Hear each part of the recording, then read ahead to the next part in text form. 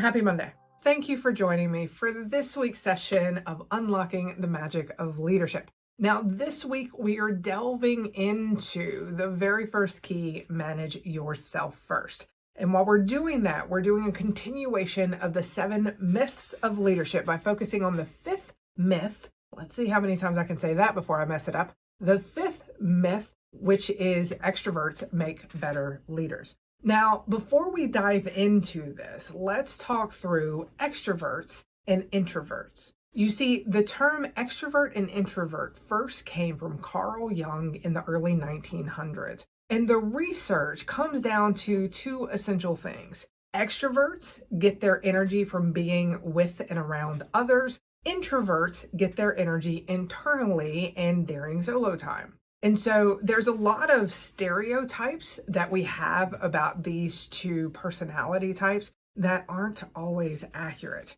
Now, another stereotype that we have is that extroverts make better leaders. There is a lot of research around the fact that extroverts and introverts both make great leaders depending on the situation and the individual. When we think about leadership, individuals of all personality types, all strengths, all opportunities can make effective leaders depending on the situation, the person, the team, and how much individual work the person is willing to do on themselves. But let's talk about the specific groups, so extroverts and introverts. Now, one thing about this video is we are going to be making some claims. We are talking about a large group of individuals. Now, if you're thinking, but Summer, I'm an introvert and that doesn't make sense to me, or I'm an extrovert, that's absolutely not true. This is talking about most cases, or many, not even most cases, many cases. So if you find yourself thinking that's not accurate, that just means that that statement doesn't fall for you, and that's okay. So know that just like everything else, when we are looking at the session for today, use it as a starting point to gain knowledge about others, but it is simply that, a starting point. So if I say something about an introvert, you have an introverted employee and you go and you're like, yes, and that introverted employee is like, no, then go with what they are showing you.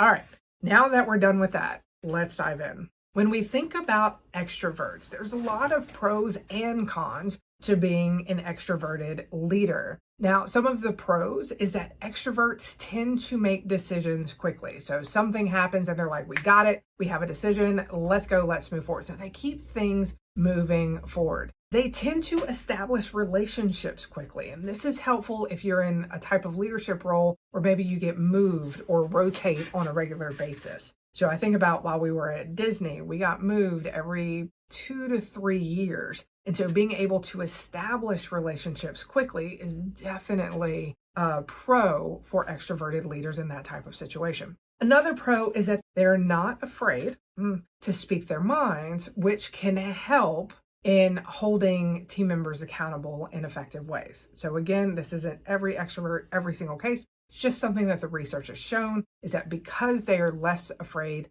to speak their minds, they have an easier time starting the accountability conversation. That's why we're going to go with that.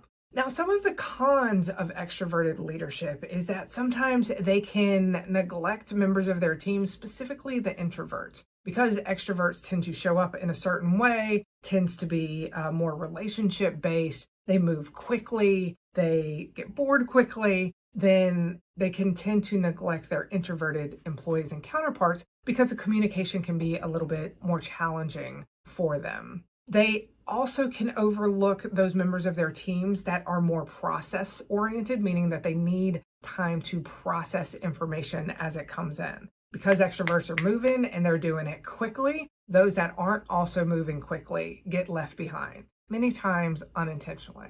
And they can find it hard to collaborate and delegate. Extroverts like to problem solve. They like to move quickly. They like to be, many, not all, many like to be the stars of the show. And so that concept of I'm going to give this to somebody else or we're going to invite people in can sometimes be foreign for them. Now, for introverted leaders, the pros of introverted leaders is that they're great listeners. Because they tend to process and because they tend to observe, they can pick up on these nuances that may not show themselves to others. They are open to others' ideas. They tend to be more collaborative, bringing people in. Empathy and compassion, again, because they're observing, they're sensing the nuances of what's happening, they're able to use empathy and compassion in their relationships. Now, a relationship with an introverted leader can take longer to build than an extroverted leader, but when they do build, they tend to build into strong and meaningful bonds. So it takes a little bit longer, but then they're strong and meaningful bonds. They're better with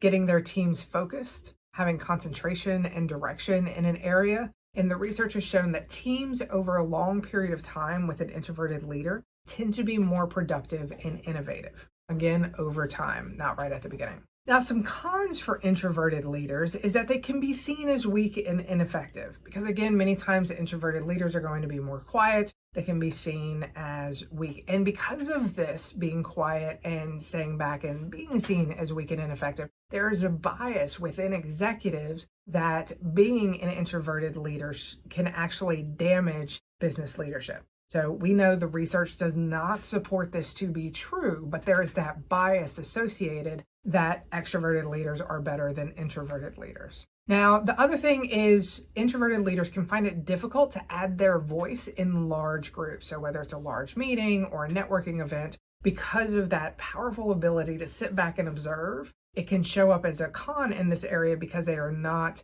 being as upfront and what can appear as engaged as their extroverted counterparts. And then finally, just like extroverted leaders can find introverted employees more difficult to connect with, introverted leaders can find more extroverted employees difficult to connect with as well. Now, what does all of this information tell us? It simply tells us that there is no one right or wrong way to lead. It depends on the situation, the team, and the individual, and it also depends on what work the leader has done with themselves. Now, y'all know, I've said it, I'm a hardcore introvert. My favorite place in the whole wide world to be is either with my daughter snuggled up watching a movie, like side by side, not actually talking, or reading a book in a corner by myself. So I joke that I'm an introvert that gets paid to be an extrovert. So can I show up in extroverted, charming ways for smaller periods of time? Yes. So when we're thinking about this, it doesn't mean if you're extroverted, you're not a great listener. If you're introverted, you can't be charming.